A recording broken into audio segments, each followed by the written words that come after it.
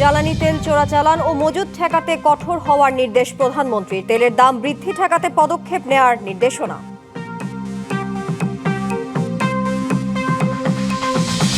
জ্বালানি তেলের সংকট কাটেনি, সরবরাহ ঠিক রাখতে দেশের 19টি ডিপোতে বিজিবি মোতায়েন। পাম্পে পাম্পে থাকবে ট্যাগ অফিসার।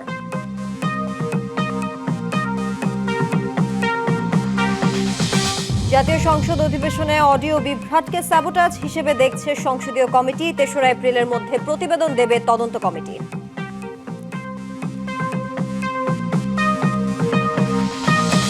পুলিশকে আর সরকারের লাঠিয়াল বাহিনী বানানো হবে না বললেন স্বরাষ্ট্রমন্ত্রী। অতীতের যে কোনো একটি পোশাকে ফেরানোর ইঙ্গিত।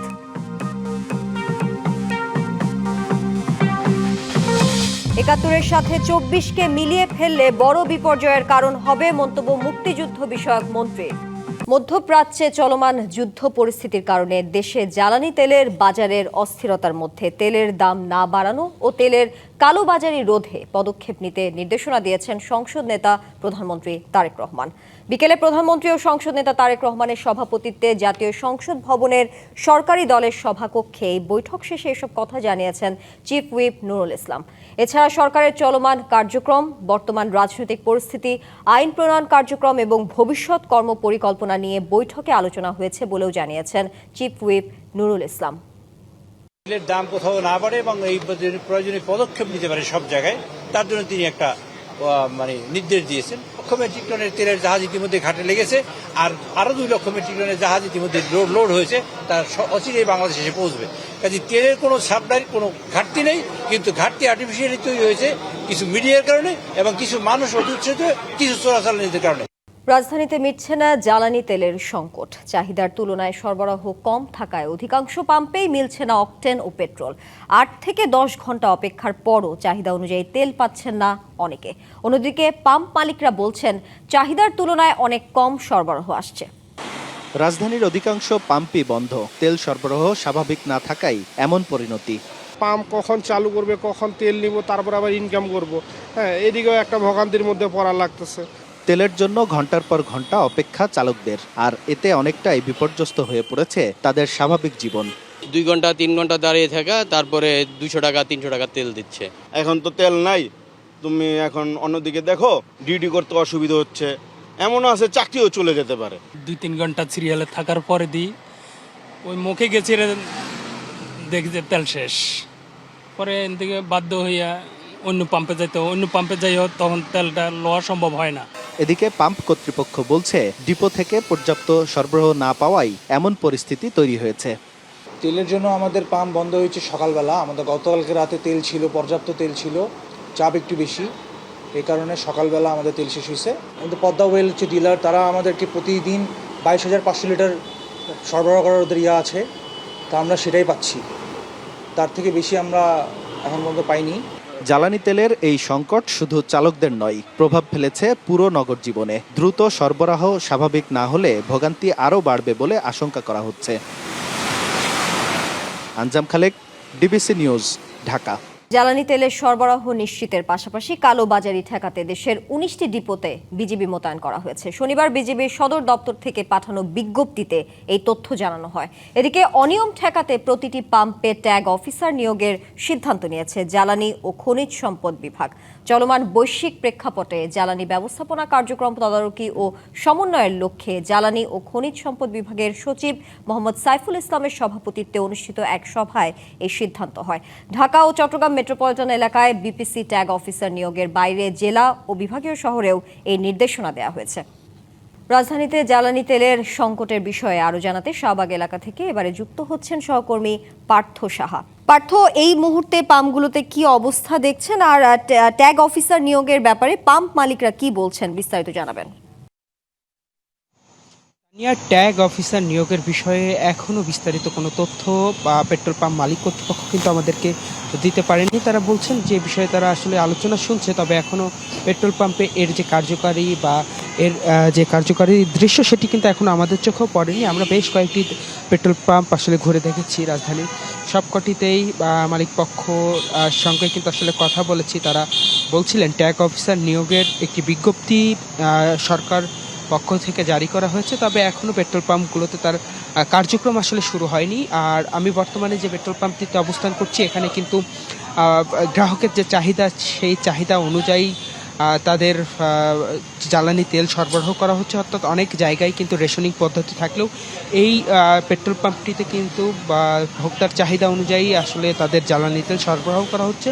এবং এই কর্তৃপক্ষ যারা রয়েছে, পেট্রোল পাম্প মালিক কর্তৃপক্ষ, তাদের সঙ্গে আসলে কথা বলেছে। তারা বলছেন যে এই দীর্ঘ লাইনে দাঁড়িয়ে থেকে যখন ভোক্তা অতিষ্ঠ হয়ে যায়, তাদেরকে আসলে রেশনিং পদ্ধতিতে 5 লিটার 6 লিটার তেল দিলে তারা ক্ষুব্ধ হয় এবং মালিক কর্তৃপক্ষের সঙ্গে একরকম বাকবিতণ্ডে জড়ায়, যে কারণে এই পেট্রোল পাম্পটিতে কিন্তু আসলে ফুল ট্যাঙ্কি তেল দেওয়া হচ্ছে। এবং এখানে কিন্তু একটি নির্দেশনাও দেওয়া হয়েছে, যেখানে যদি আমি একটু আমার সহকর্মীকে দেখানোর জন্য অনুরোধ করি, এই যে এখানে যে নির্দেশনাটি দেওয়া রয়েছে, এখানে লেখা আছে বাংলাদেশ পেট্রোলিয়াম কর্পোরেশন থেকে এটি দেওয়া হয়েছে। বৈশ্বিক জ্বালানি পরিস্থিতি বিবেচনায় সকলের সম্মতি গ্রাহককে প্রয়োজনের অতিরিক্ত জ্বালানি ক্রয় না করার যে অনুরোধ, সেটি কিন্তু আসলে মূলত এই বিজ্ঞপ্তিতে নির্দিষ্ট করে উল্লেখ করা রয়েছে। অর্থাৎ যার যতটুকু প্রয়োজন সে যেন ততটুকুই আসলে সংগ্রহ করে পেট্রোল পাম্প থেকে, সেটির কিন্তু অনুরোধ রয়েছে।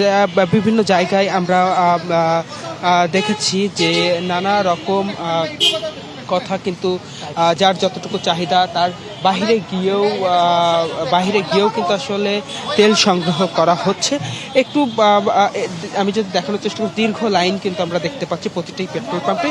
তবে এই পেট্রোল পাম্পে কিন্তু যার যতটুকু চাহিদা সেই চাহিদা অনুযায়ী তানিয়া তেল সংগ্রহ করতে পারছে। আপনাকে ধন্যবাদ যুক্ত থাকার জন্য। ইরান যুদ্ধের জেরে জ্বালানি তেলের সংকটে বিপাকে মানুষ। তেল সংকট ও চোরাই কারবার নিয়ে বিস্তর আলোচনা হচ্ছে সামাজিক যোগাযোগ মাধ্যমে। এর সত্যতাও মিলেছে সরেজমিনে। সরকার তেলের পর্যাপ্ত মজুদ থাকার দাবি করলেও রাজধানী সহ দেশের অনেক জায়গায় মিলছে না জ্বালানি তেল। বন্ধ রয়েছে অধিকাংশ পেট্রোল পাম্প। তবে অনেক জায়গায় চোরাইভাবে বিক্রি হচ্ছে জ্বালানি তেল। খোলা বাজারে বলে ওরা 200 টাকা করে লিটার, 500 লিটার তেল লাগবে। ওরা কই থেকে পায় তেলগুলা পাম্প না দিলে?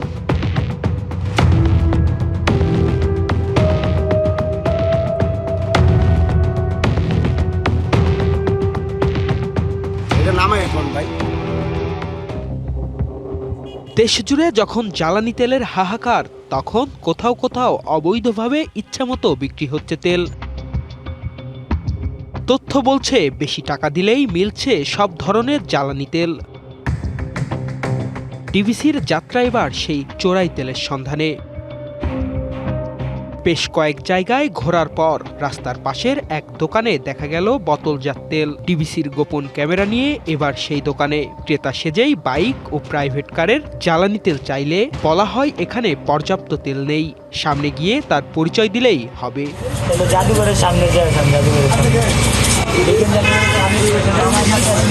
দোকানির কথা মতো এবার গন্তব্য আগারগাঁও তালতলা।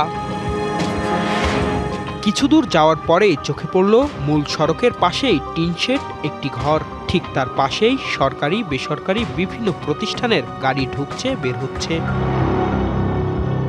কয়েক ঘন্টা নজর রাখার পর এবার ভেতরে যাওয়ার পালা। প্রবেশ করতেই ডিবিসি নিউজের ক্যামেরায় ধরা পড়ে একটি দামি গাড়ি। ক্যামেরা দেখেই তাড়াহুড়ো করে পালিয়ে যান চালক।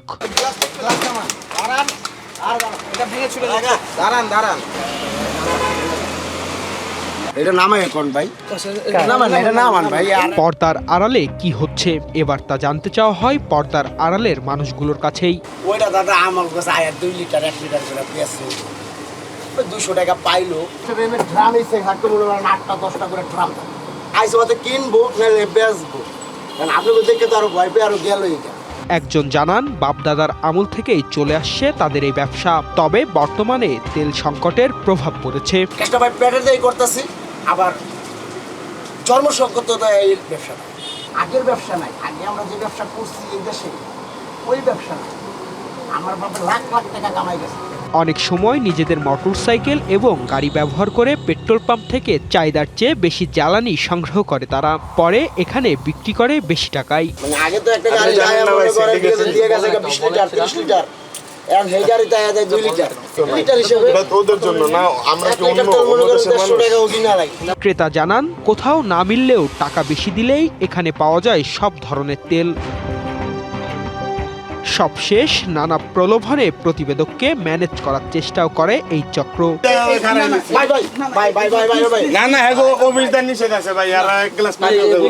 চোরাই তেল বিক্রিতে ব্যবহৃত 2টি গাড়ির মালিকের সঙ্গে যোগাযোগ করার চেষ্টা করলে একজনের ফোন বন্ধ পাওয়া যায়, আর একজন কথা বলতে রাজি হননি। আমরা জানি না রে ভাই, কি বললেন এটা আপনি? এটা তো অ্যাপসার একটা ঘটনা, অ্যাপসার। আচ্ছা। Partha Saha, DBC news, Dhaka. ত্রয়োদশ জাতীয় সংসদের প্রথম অধিবেশনে অডিও বিভ্রাটকে স্যাবোটাজ বলে মনে করে সংসদীয় কমিটি। কারণ অনুসন্ধানে বুয়েটের বিশেষজ্ঞদের সমন্বয়ে তদন্ত কমিটি গঠন করার পাশাপাশি 3রা এপ্রিলের মধ্যে প্রতিবেদন দাখিলের সময়সীমা বেঁধে দেওয়া হয়েছে। একই সঙ্গে সংসদ সদস্যদের আবাসন সংকট ও চিকিৎসা ব্যবস্থাপনা ঠিক করতে করণীয় সবকিছুই করা হবে বলে জানান চিফ হুইপ। গেল 12ই মার্চ জাতীয় সংসদে অনুষ্ঠিত হয় ত্রয়োদশ জাতীয় সংসদের প্রথম অধিবেশন।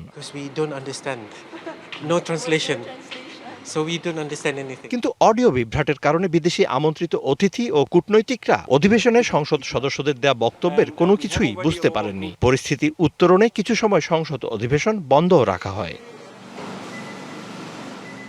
ঘটনার 2 সপ্তাহের বেশি সময় পর সেই পরিস্থিতি নিয়ে মুখ খুললেন জাতীয় সংসদের চিফ হুইপ। বলেন, সরকারকে অপ্রস্তুত করতে বিষয়টি ছিল পরিকল্পিত। রিয়েলি এখানে একটা স্যাবোটেজ হয়েছে বলে মনে করি, আমরা ধারণা করি।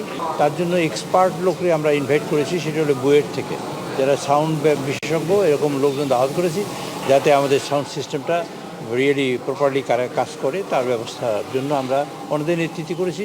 2টো জিনিস দেখবো, এখানে একটা সিকিউরিটির আসপেক্ট আছে যাতে সাবোটেজ হয়েছে কিনা, আর হলো রিয়েল সাউন্ড সিস্টেমের প্রবলেমটা কি, তার রিজলভ করার পদ্ধতি কি। একই সঙ্গে সংসদ সদস্যদের আবাসন ও চিকিৎসা সংকট সমাধানে করণীয় সম্পর্কেও জানান তিনি। এমপি সাহেবদের কাজের সুবিধার জন্য, বিজনেসের সুবিধার জন্য কাছাকাছি থাকা দরকার, সেই জন্য যাতে তাদের কাছাকাছি রাখতে পারি তার চেষ্টা করছি। এখানে চিকিৎসা আমাদের অপ্রতুল, আমরা যা দেখেছি আজকে শুনেছি, আমাদের যেমন কার্ডিয়াক সিস্টেমটার প্রবলেম আছে, আমাদের অ্যাম্বুলেন্সের সমস্যা আছে, আইসিইউ অ্যাম্বুলেন্সের এরকম কিছু প্রবলেম আছে যেগুলো আগে ছিল, তারপর মধ্যখানে তো কেউ অ্যাটেনশন দেয়নি, সুতরাং অ্যাটেনশন দেওয়া হলে এখন ন্যাচারালি এগুলো ইমপ্রুভ করবে। এদিন জাতীয় সংসদের স্পিকার মেজর অবসরপ্রাপ্ত হাফিজউদ্দিন আহমদ বীর বিক্রমের সহধর্মিনীর মৃত্যুতে শোক প্রকাশ করে চিফ হুইপ জানান, সোমবার জাতীয় সংসদের দক্ষিণ প্লাজায় হবে দিলারা হাফিজের জানাজা।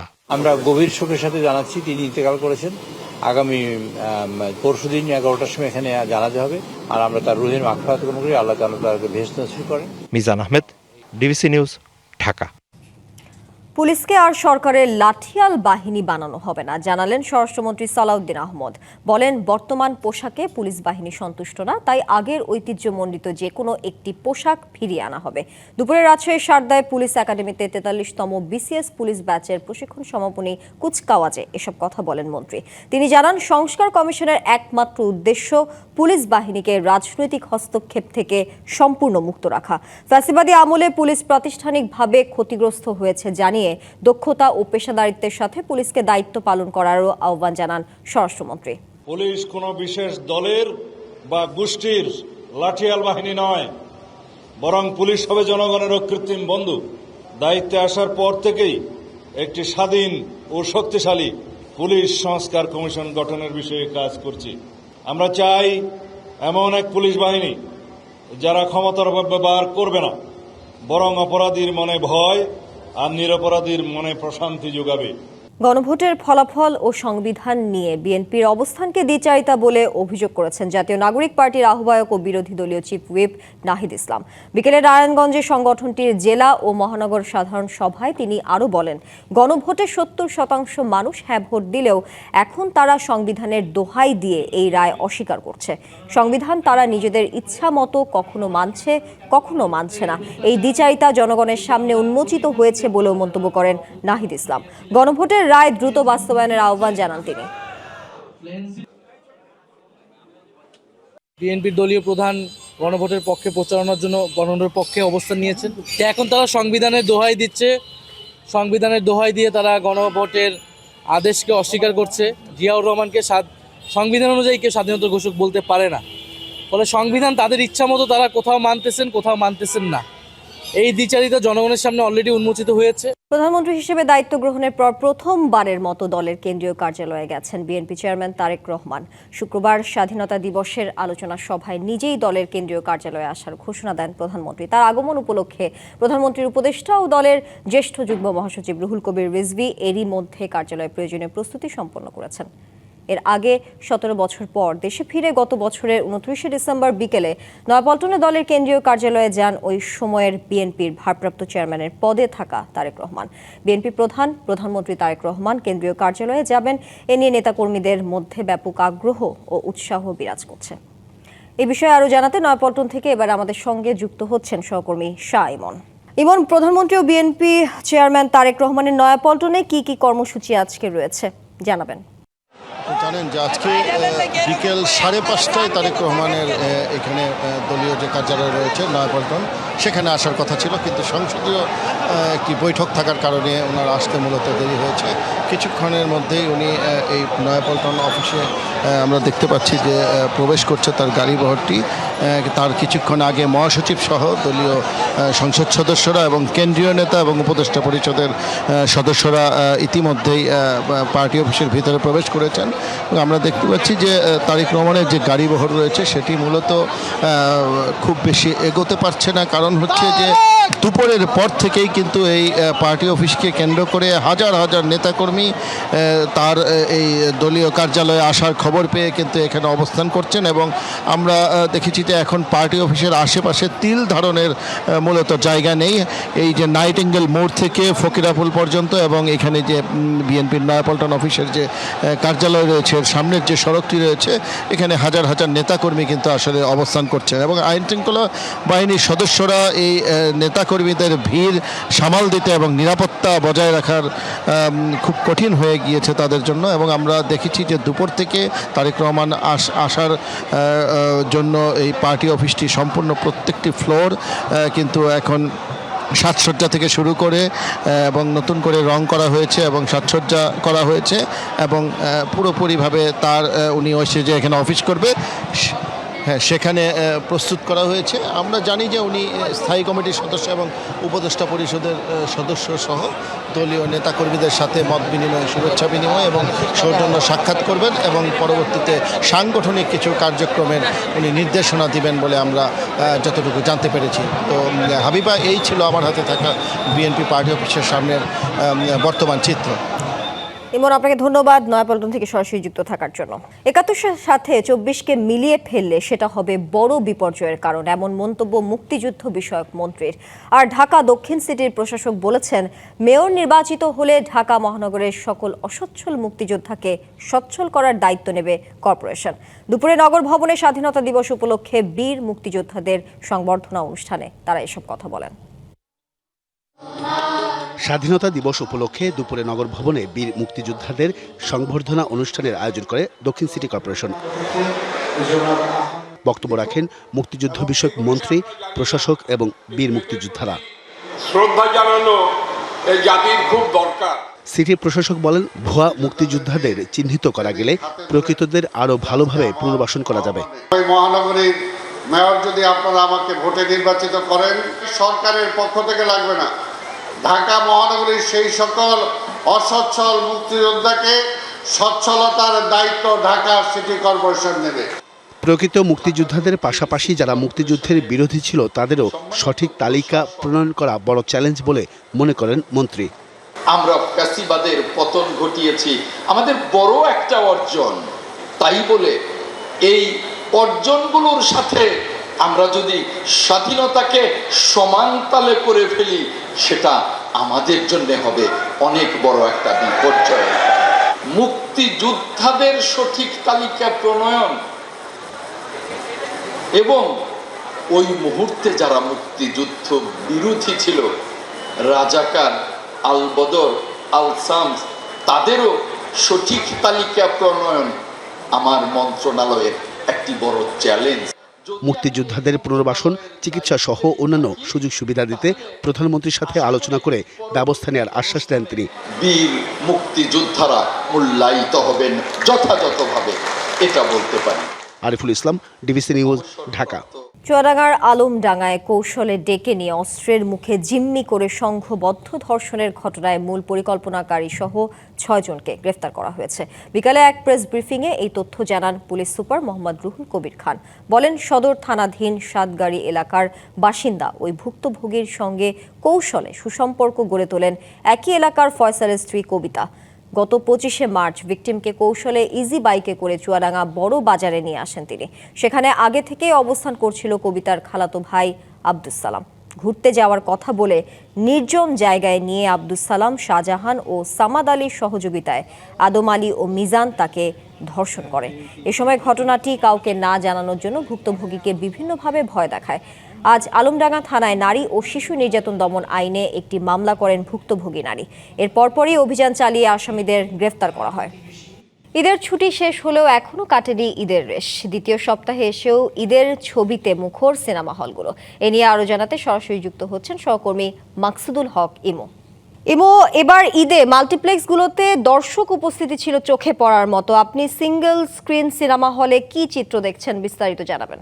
যদি বলি যে ঈদের যে রেসটা সেটা কিন্তু এখনো আছে, আমরা দেখতে পেয়েছি, এবং অনেক জায়গায় আসলে সিনেমা নিয়ে মানুষের মধ্যে যে চর্চাটা সাম্প্রতিক সময়ে বেড়েছে সেটার ধারাবাহিকতা কিন্তু এবারের ঈদেও আমরা লক্ষ্য করেছি। এবং সেইখান থেকে যদি বলি যে সিঙ্গেল স্ক্রিনগুলোতে প্রতিবারের মতো এবারও আসলে মেগাস্টার খ্যাত যিনি শাকিব খান বাংলাদেশের, তার কিন্তু একটা আধিপত্য ছিল এবং তার সিনেমা কিন্তু সর্বোচ্চ সংখ্যক হল অর্থাৎ মাল্টিপ্লেক্স সহ 133টির মতো হলে কিন্তু আসলে শাকিব খানের এবারের ঈদের মুক্তিপ্রাপ্ত যে ছবি প্রিন্স সেটি চলেছে। আমরা এই মুহূর্তে অবস্থান করছি এখানে শ্যামলী সিনেমা হলে, এবং শ্যামলী সিনেমা হলেও কিন্তু আসলে সিঙ্গেল স্ক্রিন ঢাকার মধ্যে অন্যতম একটি, এবং সেখানে প্রিন্স সিনেমাটি চলছে। আমরা একটু যদি শ্যামলী সিনেমা হলের যিনি অ্যাসিস্ট্যান্ট ম্যানেজার আছেন টিকেটে, তার সঙ্গে একটু কথা বলবো যে কেমন চলছে আসলে ঈদের সিনেমাগুলো, তার কাছ থেকেই জানতে চাই কেমন চলছে এবং দর্শকদের প্রতিক্রিয়া কেমন দেখলেন সিনেমা নিয়ে। জি আলহামদুলিল্লাহ, ঈদের দিন থেকে আমরা শ্যামলী সিনেমা হলে আমরা প্রিন্স মুভি চালাচ্ছি। তো আমরা ঈদ থেকে ভালো সাড়া পেয়েছি, এখনো ভালো সাড়া পাচ্ছি। তো মোটামুটি আমরা আশা করি সামনে আরো ভালো একটা সেল আমরা আরো পাবো। যদি জানি যে এই যে অন্যান্য সিনেমা তো মুক্তি পেয়েছে, সিয়ামের, নিশোর, তারপরে বনলতা এক্সপ্রেস, ওই সিনেমাগুলোকেও চালানোর ক্ষেত্রে আপনাদের কোনো আগ্রহ আছে কিনা বা দর্শকদের চাহিদা দেখছেন কিনা এবার ঈদে সিনেমা দেখার ক্ষেত্রে দর্শকরা চাইছে কিনা দেখতে? হ্যাঁ, আমরা যেহেতু আপাতত প্রিন্স চালাচ্ছি, আমরা পর্যায়ক্রমে সব ছবি আস্তে আস্তে আমরা আনবো। একটা ছবি শেষ হলে আমরা একটা আস্তে আস্তে পর্যায়ক্রমে সিরিয়ালে নিয়ে আসবো। সিনেমা নিয়ে দর্শকদের আগ্রহ কেমন ছিল যদি অন্যান্য বারের জায়গা থেকে? এবারের সিনেমা অনেক বেশি দর্শক দেখতে চেয়েছে, সিনেমা নিয়ে দর্শকদের আগ্রহ কেমন দেখলেন অন্যান্য বারের তুলনায়? না, প্রতিবারের মতো এবারও সিনেমা প্রেমীদের আগ্রহ অনেক বেশি। আমি শুরু থেকে দেখেছি যে না, অনেক পাবলিক রিভিউ অনেক ভালো, এবং নিউ জেনারেশন যে ছবির প্রতি আসক্ত হচ্ছে এবং ভালো মুভি মেকিং করলে যে পাবলিক হলে আসে তার প্রমাণ আমরা পাচ্ছি, বিগত কয়েক বছর যাবত পাচ্ছি। জি তানিয়া, শুনছিলেন যে আসলে সিনেমা হল কর্তৃপক্ষ কিন্তু বারবার বলছেন যে তাদের যে জায়গাটা তারা খেয়াল করছেন যে দর্শকরা ভালো সিনেমা পেলে প্রেক্ষাগৃহে কিন্তু আসলে উপচে পড়া ভিড়ের যে বিষয়টি তৈরি হয় সেটি কিন্তু করে, এবং অন্যান্য বারের তুলনায় এবারও কিন্তু আসলে দর্শকদের আগ্রহের কমতি ছিল না, এবং সেই জায়গা থেকে এবারও মোটামুটি বলাই যায় যে ঈদের জন্য, সিনেমার জন্য সবকিছু মিলে দর্শকদের কাছে একটি ভালো সময় কেটেছে এবারের ঈদটি। এই ছিল আমার কাছে শ্যামলী সিনেমা হল থেকে তানিয়া সর্বশেষ। এবং আপনাকে ধন্যবাদ। আন্তর্জাতিক প্রসঙ্গ, আরও উত্তপ্ত মধ্যপ্রাচ্য সংঘাত। পারমাণবিক স্থাপনায় ইসরায়েলি হামলার পর চড়া মূল্যের হুঁশিয়ারি দিয়েছে ইরান। এদিকে এবার যুদ্ধে যোগ দিল হুতিরা। ইসরায়েলের দিকে প্রথমবারের মতো ক্ষেপণাস্ত্র ছোড়ে বাহিনীটি। আরও তীব্র আক্রমণের হুঁশিয়ারি দিয়েছেন হুতিরা। অন্যদিকে সৌদি আরবে মার্কিন ঘাঁটিতে ইরানের হামলা, আহত হন 12 মার্কিন সেনা। দুবাইয়ের মার্কিন ঘাঁটিতেও হামলার দাবি তেহরানের। এদিকে হরমুজ প্রণালী নিয়ে নতুন হুঁশিয়ারি দিয়েছেন ডোনাল্ড ট্রাম্প। হামলা পাল্টা হামলায় ইরান ইসরায়েল যুদ্ধ গড়ালো 1 মাসে। দিন যত যাচ্ছে বাড়ছে যুদ্ধের তীব্রতা, বাড়ছে হতাহতের সংখ্যা। সৌদি আরবের প্রিন্স সুলতান বিমান ঘাঁটিতে ইরানের ক্ষেপণাস্ত্র হামলায় আহত হয়েছেন অন্তত 12 মার্কিন সেনা। আহতদের মধ্যে 2 জনের অবস্থা আশঙ্কাজনক। হামলায় একটি সামরিক উড়োজাহাজও ক্ষতিগ্রস্ত হয়েছে। এদিকে হরমুজ প্রণালী নিয়ে নতুন বিতর্কিত মন্তব্য করেন মার্কিন প্রেসিডেন্ট ডোনাল্ড ট্রাম্প। তিনি ইরানকে দ্রুত প্রণালীটি খুলে দেওয়ার আহ্বান জানিয়ে হুঁশিয়ারি দেন। হরমুজ খুলে না দিলে ইরানের জ্বালানি স্থাপনায় হামলা চালানো হবে বলে জানান তিনি। একই সঙ্গে তিনি দাবি করেন খুব শিগগিরই এ যুদ্ধের সমাপ্তি হবে।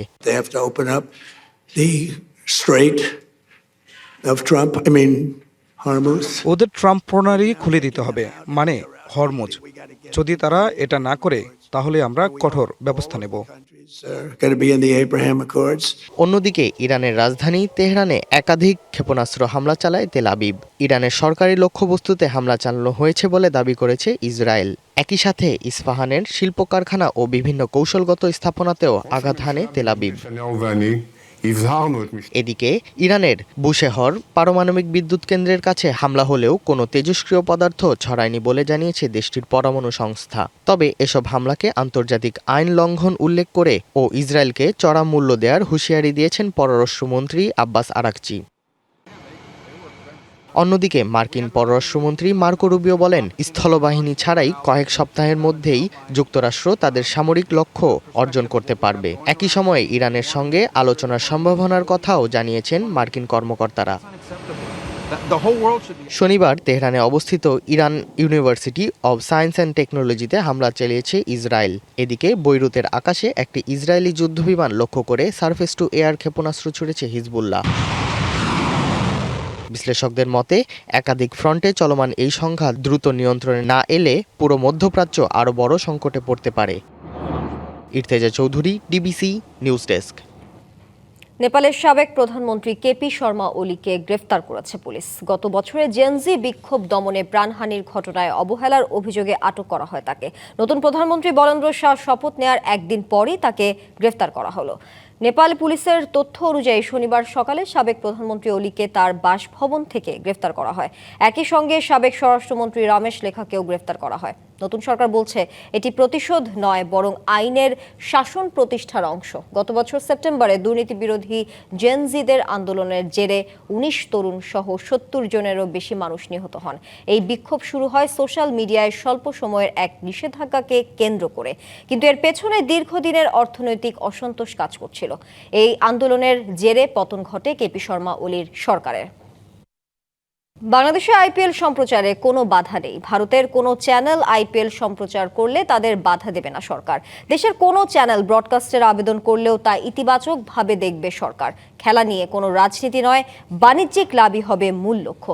জার্মান ভিত্তিক গণমাধ্যম ডয়েচে ভেলে বাংলাকে এক ফোনালাপে এসব জানান বিএনপি সরকারের তথ্যমন্ত্রী জহিরুদ্দিন স্বপন। ঠিক 2 মাস আগে মুস্তাফিজের আইপিএল থেকে বাদ পড়া নিয়ে তোলপাড় পুরো বাংলাদেশ। ঘটনার ঘন ঘটায় বাংলাদেশে আইপিএল সম্প্রচারে নিষিদ্ধ ঘোষণা করে দিয়েছিল অন্তর্বর্তী সরকার। তবে ক্ষমতার মসনদে এখন নির্বাচিত নতুন সরকার, যারা বলছে আইপিএল সম্প্রচারে নিষেধাজ্ঞা নয়, বরং ব্রডকাস্টারদের আমন্ত্রণ জানাচ্ছেন তারা। জার্মান ভিত্তিক গণমাধ্যম ডয়েচে ভেলে বাংলাকে দেয়া এক ফোনালাপে বর্তমান বিএনপি সরকারের তথ্য ও সম্প্রচার মন্ত্রী জানান, বিদেশের কোনো চ্যানেল আইপিএল দেখালে তাতে বাধা দেবে না সরকার। রাজনীতি নয়, বরং বাণিজ্যিক লাভই এক্ষেত্রে প্রধান লক্ষ্য হবে সরকারের জন্য। অন্তর্বর্তীকালীন সরকার আইপিএল বাতিল করেছে কেন, সেটা তাদের বিবেচনা। এটা আমাদের বিবেচনার মধ্যে কোনো রাজনৈতিক বিবেচনা নেই। আমরা এটা অর্থনৈতিকভাবে কতটা লাভজনক অথবা কতটা সাশ্রয় হবে, এটা হলো আমাদের ফোকাল পয়েন্ট। বাংলাদেশের কোনো চ্যানেল আবেদন না করলেও ভারতীয় চ্যানেল স্টার স্পোর্টস আইপিএল সম্প্রচার করে থাকে। তারা বাংলাদেশেও এই আসর সম্প্রচার করতে পারবে বলে জানান তথ্য ও সম্প্রচার মন্ত্রী। পাশাপাশি দেশীয় চ্যানেলের ব্রডকাস্টের আবেদনও দেখা হবে ইতিবাচকভাবে। আইপিএল এর কোনো এজেন্ট অথবা কোনো অথরিটি কেউই কিন্তু আবেদন করে নাই, ফিফা বরঞ্চ করেছে। ওরা যদি ভিকটিম, তো ভিকটিম হিসেবে নিউ গভর্নমেন্টের কাছে ওরা ইস্যুটা তুলুক।